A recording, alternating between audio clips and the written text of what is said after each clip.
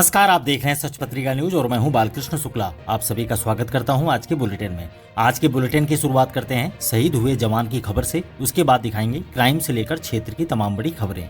यदि आप चाहते हैं सबसे तेज सच और सटीक खबरें तो चैनल को सब्सक्राइब करना बिल्कुल न भूलें।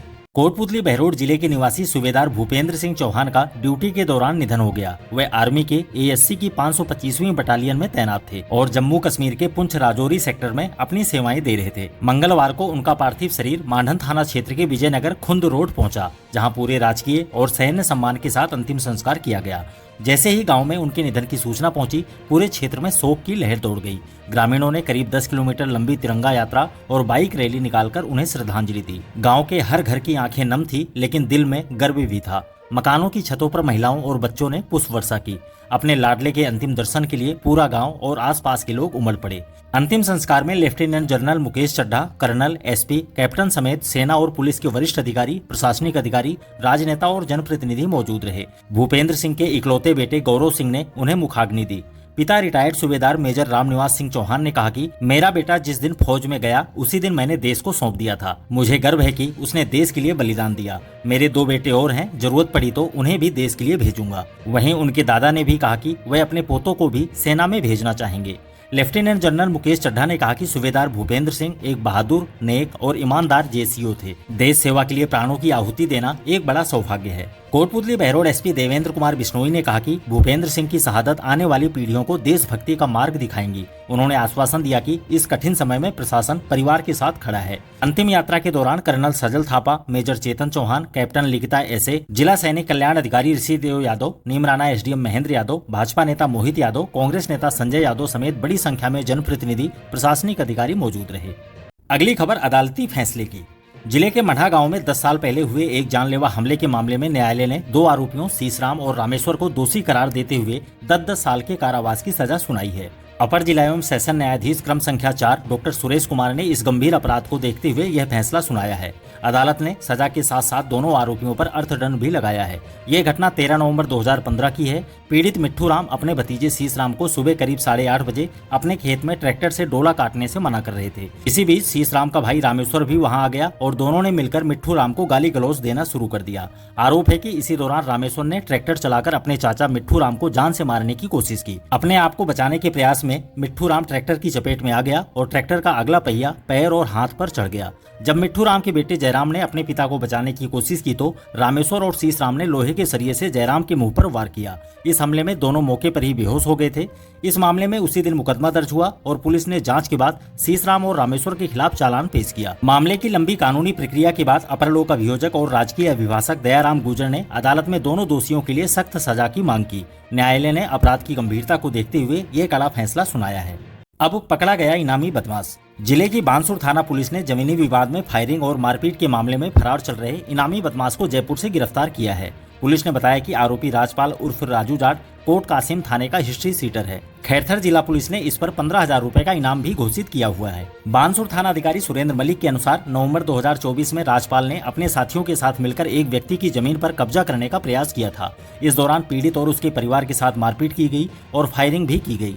जयपुर रेंज के पुलिस महानिरीक्षक ने मामले की जांच बानसूर थाना प्रभारी को सौंपी थी। पुलिस ने अब तक इस मामले में 15 आरोपियों को गिरफ्तार कर चुकी है। राजपाल पिछले 10 महीनों से फरार चल रहा था।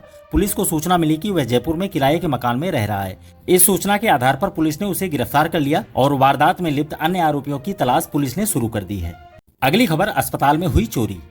जिले के बानसूर अस्पताल में मंगलवार सुबह एक चोरी की घटना सामने आई है। टोडिया का वास निवासी कृष्ण गुर्जर अपने बुखार से पीड़ित बेटे को दिखाने के लिए अस्पताल गया हुआ था। सुबह करीब 9 बजे कृष्ण गुर्जर ने अस्पताल में पर्ची कटवाई। डॉक्टर के चैम्बर के बाहर मरीजों की भीड़ थी। इसी दौरान एक व्यक्ति ने भीड़ का फायदा उठाते हुए कृष्ण की पीछे की जेब से 20,000 रुपए निकाल लिए।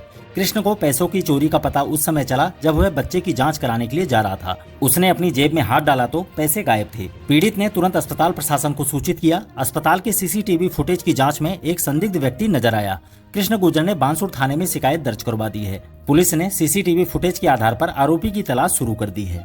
अब मारपीट से जुड़ी खबर। जिले के बांसुर थाना क्षेत्र के कोथल गांव में जमीनी विवाद ने हिंसक रूप ले लिया। एक ही परिवार के दो पक्षों में बाजरा काटने को लेकर झगड़ा हो गया। इस मारपीट में 2 महिलाओं समेत आधा दर्जन लोग घायल हो गए। मामन सिंह ने बताया कि पिछले 3 सालों से जमीन के बंटवारे को लेकर विवाद चल रहा था। उनके परिवार के भंवर सिंह पहले ही अपनी जमीन बेच चुके हैं। बची हुई जमीन का अभी बंटवारा नहीं हुआ है। मामन सिंह के अनुसार जब वे अपने हिस्से की जमीन में बाजरे की कटाई कर रहे थे, तभी भंवर सिंह ने उन पर हमला कर दिया। इस दौरान बीच बचाव करने आए लोग भी घायल हो गए। हेड कांस्टेबल सतवीर ने बताया कि दोनों पक्षों के बीच कई सालों से जमीनी विवाद चल रहा था। न्यायालय ने दोनों पक्षों को पाबंद किया था। भंवर सिंह की ओर से पुलिस में मामला दर्ज करवाया गया है, जबकि दूसरे पक्ष ने अभी तक कोई शिकायत नहीं दी है। सभी घायलों का मेडिकल करवाया जा चुका है। पुलिस मामले की जाँच में जुटी है। अगली खबर में नाले की समस्या। राज्य सरकार के शहर चलो अभियान के तहत मंगलवार को नगर परिषद द्वारा नागाजी की गौर फायर स्टेशन में विशेष कैंप का आयोजन किया गया। इस दौरान भाजपा नगर मंत्री दयाराम प्रजापत के नेतृत्व में स्थानीय लोगों ने ज्ञापन सौंपा। ज्ञापन में कहा गया कि देवनगरी कहे जाने वाले नागाजी की गौर का बड़ा नाला शहर के 10 से 12 वार्डों को जोड़ता है। वर्षों से इस नाले पर फेरो कवर नहीं रखे गए, जिससे आए दिन नंदी, गाय, बछड़े और इंसान गिरते रहते हैं। कई बार हादसों में जानें भी जा चुकी हैं। नाले की लगभग 2 से 3 साल से सफाई नहीं हुई है और नगर परिषद में शिकायत करने पर भी कोई सुनवाई नहीं होती। मजबूरन गौसेवकों और वार्ड वासियों को खुद ही गिरे हुए पशुओं को निकालना पड़ता है। स्थानीय निवासियों ने मांग की है कि नाले की तत्काल सफाई करवाकर कवर डाले जाएं। ज्ञापन सौंपने वालों में प्रफुल्ल रमन, विनोद कुमार सैनी, शंकर सैनी, कपिल सैनी, राजू सैनी, डालचंद सैनी, महेंद्र मीणा और राजवीर पायला समेत कई लोग मौजूद रहे। अब श्याम परिवार से जुड़ी खबर। श्री श्याम परिवार कोटपुतली की बैठक शहर के होटल हाईवे पैराडाइज में परिवार के अध्यक्ष राजेश सवाईका की अध्यक्षता में संपन्न हुई। बैठक में बताया गया कि श्री श्याम परिवार की 2 प्रभात फेरियां नियमित रूप से निकल रही हैं। राधा गोविंद प्रभात फेरी जो लगातार 867 दिनों से चल रही है और श्री राम भवन से प्रभात फेरी 21 सितंबर 2025 को 1 वर्ष पूरा करेगी। बैठक में अध्यक्ष राजेश सवाईका के जन्मदिन पर विशेष शुभकामना प्रभात फेरी निकालने का निर्णय लिया गया। इसके साथ ही भक्तों की आस्था को ध्यान में रखते हुए 28 सितंबर को सरुंड वाली माता की पदयात्रा का भी निर्णय लिया गया। बैठक में भाजपा युवा नेता रजत जिंदल, वीरेंद्र बालासिया, श्याम सिंह तंवर, कुलदीप जोशी, शेखर कौशिक, मनोज अग्रवाल, दिनेश राठौड़, जितेंद्र बंसल, रजनीश गोयल, हेमंत मोरिजावाला, पार्षद मनोज अग्रवाल, गौरी शंकर बंसल समेत बड़ी संख्या में सदस्य और महिलाएं मौजूद रही।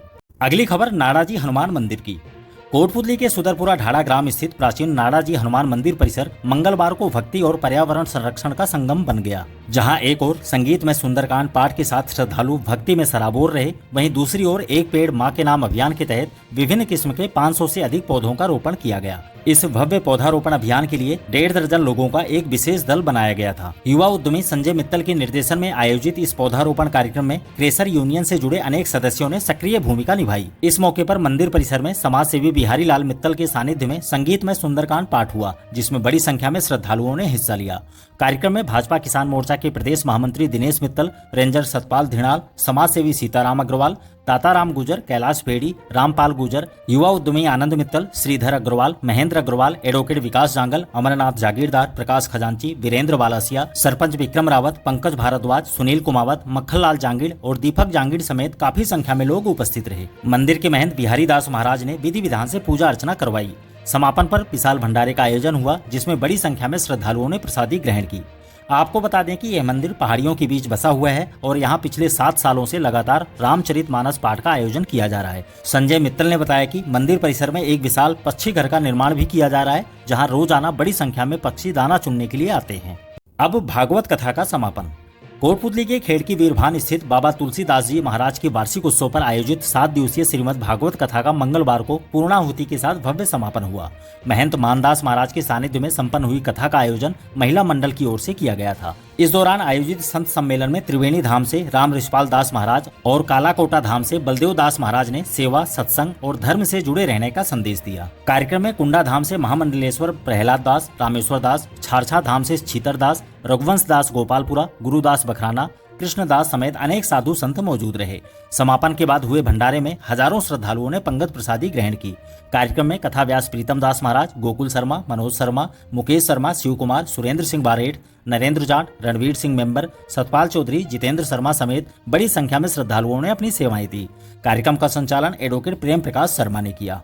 अगली खबर श्री कृष्ण स्कूल की। जिला स्तरीय सॉफ्टबॉल प्रतियोगिता का आयोजन पीएम श्री राजकीय उच्च माध्यमिक विद्यालय विराटनगर में किया गया। प्रतियोगिता में श्री कृष्ण पब्लिक स्कूल नांगल पंडितपुरा ने शानदार प्रदर्शन करते हुए जिला स्तर पर द्वितीय स्थान प्राप्त किया है।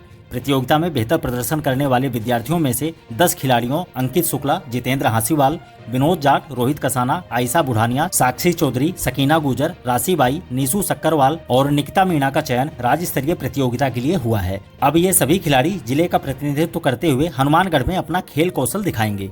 मंगलवार को स्कूल में आयोजित एक कार्यक्रम में संस्था के चेयरमैन राम सिंह यादव और देवेश यादव ने खिलाड़ियों को प्रतीक चिन्ह और माला पहनाकर सम्मानित किया। वहीं निदेशक नीरज यादव ने साफा पहनाकर बच्चों का हौसला बढ़ाया। कार्यक्रम में शारीरिक शिक्षक धोलाराम कटारिया ने भी अपने विचार रखे। अब वार्ड संख्या 40 की समस्याएं। कोटपुतली शहर के आदर्श नगर वार्ड नंबर 40 की समस्याएं लगातार गंभीर होती जा रही हैं, लेकिन नगर परिषद प्रशासन का ध्यान अब तक नहीं गया है। स्थानीय नागरिकों ने कई बार लिखित और मौखिक शिकायतें की, फिर भी कोई कार्रवाई नहीं हुई। डाबला रोड पर नाले के ऊपर खड्डा हादसे का कारण बन सकता है। वहीं सैनी सभा रोड के सामने गंदे पानी की निकासी नहीं होने से गलियां जलमग्न हैं। मच्छरों का प्रकोप बढ़ने से बीमारियों का खतरा मंडरा रहा है। शरण मार्केट में जलदाय विभाग द्वारा पाइपलाइन डालने के बाद टूटी सड़कों का पुनर्निर्माण अब तक नहीं कराया गया। इस संबंध में शशि मित्तल, नरेश गर्ग, मनोज प्रजापत और अभिषेक सैनी समेत अन्य लोगों ने शीघ्र समाधान की मांग की है। अब सैनी संगठन से जुड़ी खबर। सैनी विकास संगठन व माता सावित्रीबाई फूले महिला उत्थान समिति की ओर से आयोजित निःशुल्क सिलाई, ब्यूटी पार्लर और मेहंदी प्रशिक्षण शिविर का समापन मंगलवार को कोटपुतली की ढाणी दीपावली में हुआ। 3 महीने तक चले इस प्रशिक्षण में 65 महिलाओं और बालिकाओं ने हिस्सा लिया। कार्यक्रम के मुख्य अतिथि शिक्षाविद देवी सहाय सैनी और विशिष्ट अतिथि रामचंद्र सैनी ने कहा कि ऐसे शिविर महिलाओं को आत्मनिर्भर बनाने में सहायक सिद्ध होंगे। कार्यक्रम की अध्यक्षता जिला अध्यक्ष बबलू बबेरवाल ने की, जबकि सुनीता सैनी और चंद्रकला सैनी ने प्रशिक्षण में अपनी अहम भूमिका निभाई। और अंत में बिजली बंद की सूचना। 220 केवी जीएसएस पर मरम्मत कार्य के चलते बुधवार को कई इलाकों में बिजली बंद रहेगी। सहायक अभियंता विजेश कुमार यादव ने बताया कि 33 केवी पनियाला और पाटन चला फीडर की सप्लाई बंद रहने से सुबह 5:30 से सुबह 8 बजे तक पनियाला, नांगल पंडितपुरा, सांगटेड़ा, शुक्लावास, कीरतपुरा क्षेत्र में विद्युत आपूर्ति बाधित रहेगी। इसी प्रकार सहायक अभियंता संजीव कुमार जाखड़ ने बताया कि मरम्मत कार्य के चलते बुधवार को सुबह 11 से शाम 5 बजे तक गोवर्धनपुरा, पवाना अहिर, भालोजी, चौकी, राजनौता और पाथरेडी से जुड़े इलाकों में बिजली आपूर्ति बाधित रहेगी। अगर आपको लगता है कि ये खबरें मायने रखती हैं तो इसे लाइक करके हमें बताएं, शेयर करके दूसरों को जागरूक करें और अगर आपके मन में कोई सवाल या सुझाव है तो कमेंट बॉक्स में अपनी बात खुलकर लिखें। सच की इस यात्रा में हमारे साथ जुड़ने के लिए चैनल को सब्सक्राइब करना बिल्कुल ना भूलें। आज के लिए बस इतना ही। दोबारा मिलते हैं इसी तरह की दूसरी ताजा खबरों के साथ। नमस्कार। न झुकेंगे न रुकेंगे, जहां सच छुपाया जाएगा वहीं से उठेगी ये आवाज। सच पत्रिका न्यूज, सबसे तेज, सच और सटीक खबरें।